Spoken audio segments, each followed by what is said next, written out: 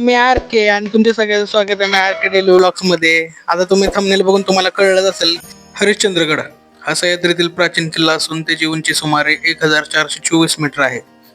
हरिश्चंद्रगडावरती जेव्हा आपण जाऊन पोहोचतो त्यावेळेस तिथे आपल्याला पाहायला मिळतात हे पिवळी फुलं, अगदी सोन्याहून पिवळी दिसतात. ज्यावेळेस आपण मंदिरामध्ये एंट्री घेतो त्या टायमिंगला आपल्याला सर्वात आधी नंदी व हे पाहायला मिळते ती अगदी प्राचीन वास्तुकला. आत्ताच्या बांधकामांकडे आपल्या पाहिलं तर ही वास्तुकला खूपच पुढची आहे.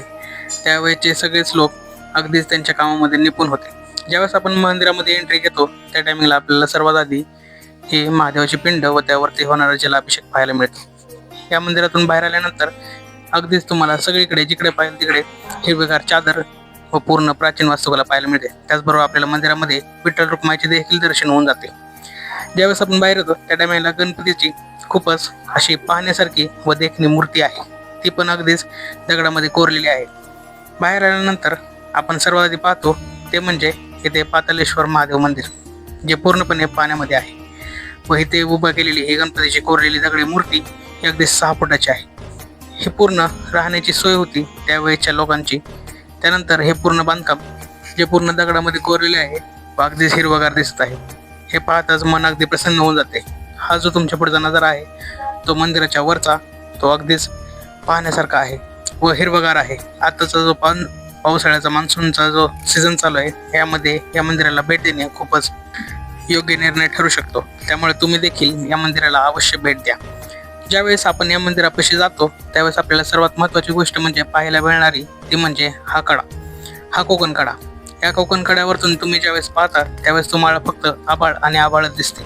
आणि त्या आभाळामध्ये ज्यावेळेस तुम्ही पावसाळ्यात जाता त्या आभाळाची देखील सावली त्या आभाळावरती पडलेली असते.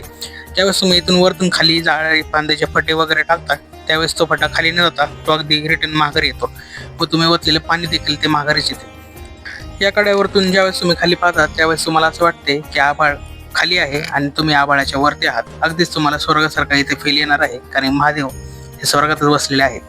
ज्यावेळेस आपण इथून बाहेर निघायचा प्रयत्न करतो मन अगदीच खायला उठतं, जाण्याची इच्छा होत नाही.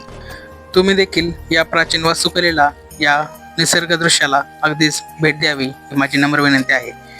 तुम्ही जर चॅनलवरती नवीन असाल तर चॅनलला सबस्क्राईब करा आणि व्हिडिओ जर तुम्हाला आवडला असेल तर व्हिडिओला लाईक करा. आणि असेच नवीन नवीन व्लॉग्स आणि माहिती जर तुम्हाला पाहिजे असेल तर चॅनलला सबस्क्राईब करायला अजिबात विसरू नका.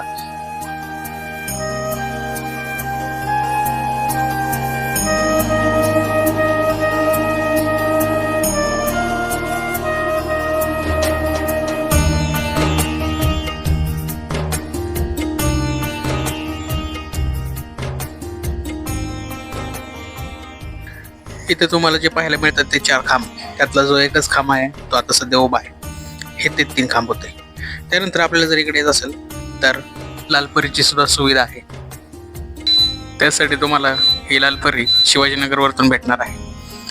इथे येण्याचं काही एवढं काही फार अवघड नाहीये, या ठिकाणाला भेट द्यायला हवीच. हा अगदी निसर्गरम्य दृश्य तुम्हाला इथे पाहायला भेटणार आहे.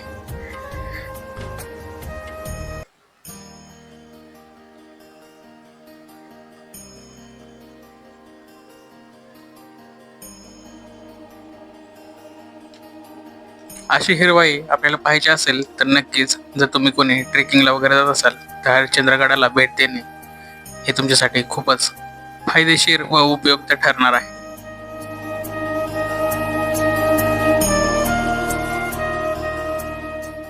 फक्त पावसाळ्यात जाताना आपल्या सेफ्टीसाठी रेनकोट, छत्री व शूज हे परफेक्ट घेऊन जाणे इथं गरजेचे आहे.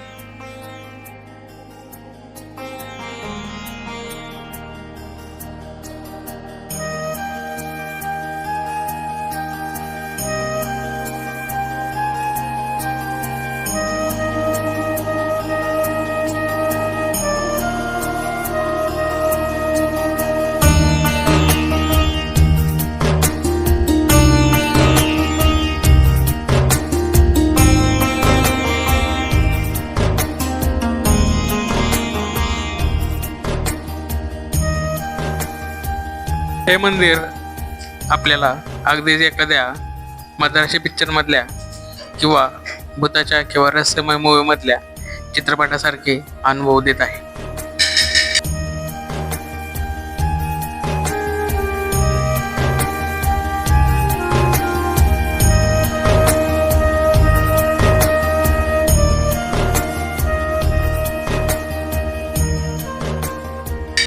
त्याचबरोबर आपल्याला येथे पुष्पकर्णी लेक पाहायला मिळते. या लेकमधले पाणी अगदीच काचेप्रमाणे शुद्ध व निखळ आहे.